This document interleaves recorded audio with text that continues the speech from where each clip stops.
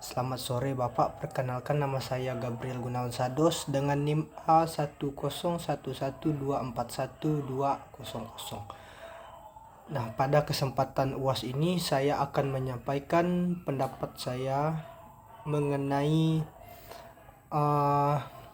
salah satu permasalahan hukum laut di Indonesia yang menurut saya urgen untuk dibahas. Nah, pembahasan saya ini yaitu illegal fishing oleh kapal asing.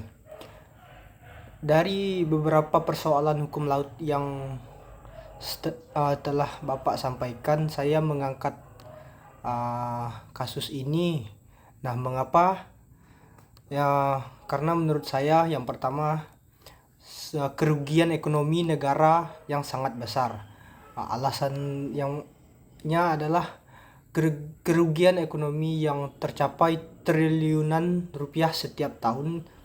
Indonesia adalah negara kepulauan yang memiliki sumber daya ikan yang melimpah. Ketika kapal asing mencuri ikan dalam jumlah besar, nelayan kita mengalami kerugian langsung, sementara negara kehilangan potensi pajak, pendapatan, dan peluang ekspor. Pencurian ikan ini juga menurunkan produksi perikanan nasional dan melemahkan ketahanan pangan masyarakat pesisir.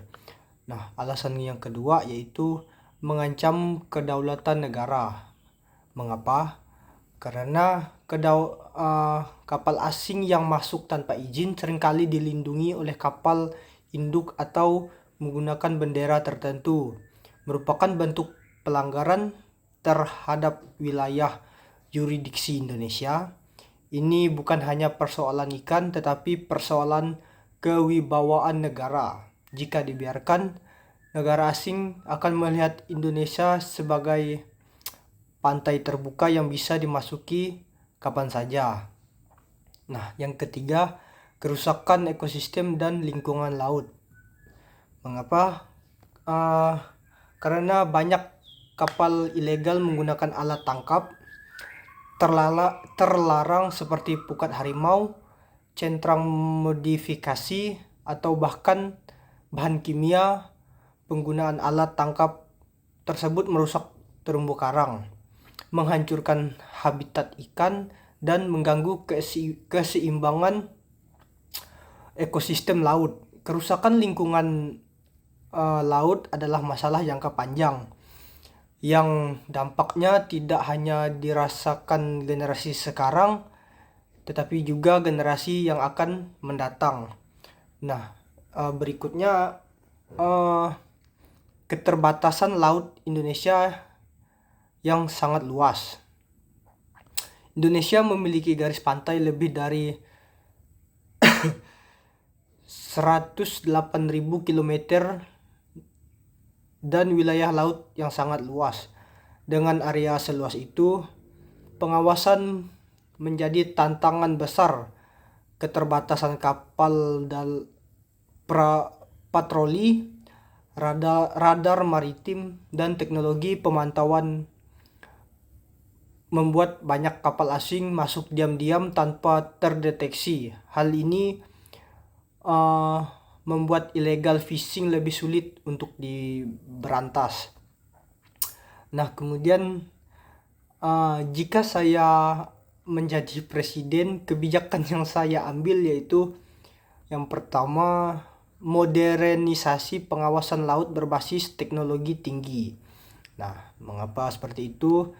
Karena saya menganggap kebijakan modernisasi pengawasan laut, saya akan menambahkan kapal patroli berkecepatan tinggi, memasang radar pantai lebih banyak di titik, serta memanfaatkan satelit monitoring, drone maritim, dan artificial intelligence untuk melacak pergerakan kapal mencurigakan selama 24 jam penuh. Dengan teknologi, pengawasan tidak lagi bergantung pada patroli manual. Nah, alasan yang kedua, kebijakan yang saya akan ambil yang kedua, yaitu penegakan hukum tegas dan konsisten. Nah, mengapa? Karena penegakan hukum yang tegas dan konsisten, setiap kapal asing yang tertangkap harus segera diproses hukum tanpa kompromi. Bukan hanya ABK yang dihukum, tetapi juga pemilik kapal dan perusahaan di belakangnya juga harus dimintai pertanggungjawaban. Sanksi yang diberikan harus memberikan efek jera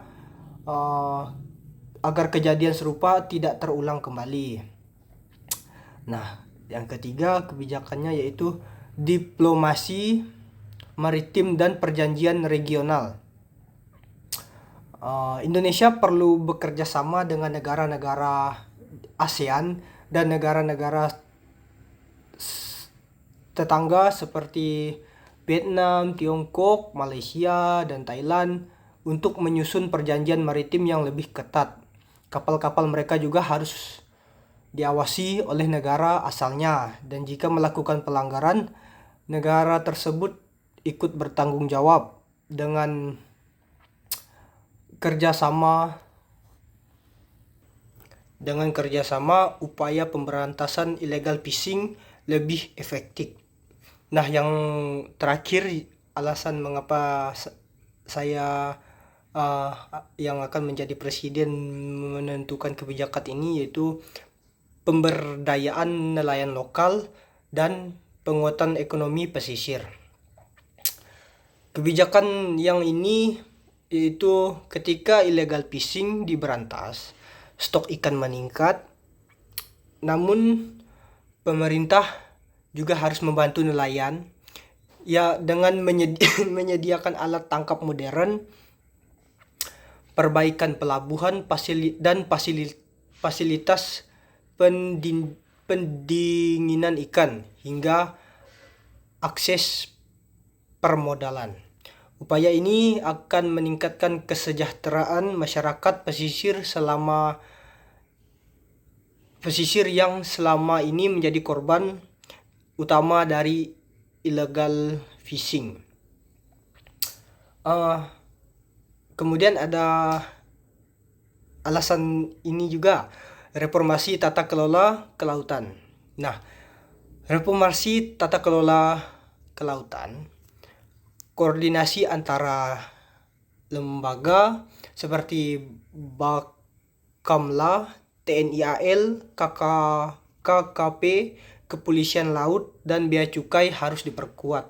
Tumpang tindih kewenangan harus dihilangkan agar penanganan pelanggaran hukum laut menjadi cepat dan tepat. Nah, sekian Bapak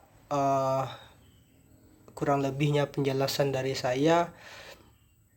Selamat sore, terima kasih.